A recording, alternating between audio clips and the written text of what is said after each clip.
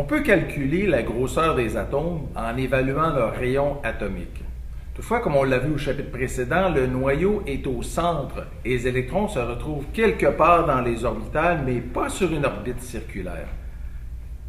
Et comme on n'a qu'une idée imprécise de la distance entre le noyau et l'électron périphérique, on approxime le rayon atomique à partir du rayon de covalence, c'est-à-dire la moitié de la distance entre deux noyaux d'atomes identiques liés l'un à l'autre.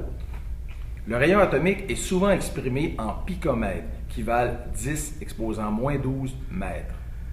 Par exemple, la longueur de liaison de la molécule F2 est de 142 picomètres. On en déduit que le rayon de covalence est la moitié, soit 71 picomètres. La tendance générale de la variation des rayons atomiques dans le tableau est la suivante. Dans une colonne, les atomes sont plus gros vers le bas car les électrons de valence sont sur des niveaux électroniques de plus en plus grands. Dans une rangée, les atomes les plus petits sont vers la droite. Dans ce cas, les électrons de valence sont tous sur le même niveau, donc à des distances comparables de leur noyau. Par contre, quand on se déplace vers la droite dans une rangée, le nombre de protons au centre accroît, ce qu'on peut voir en regardant les numéros atomiques.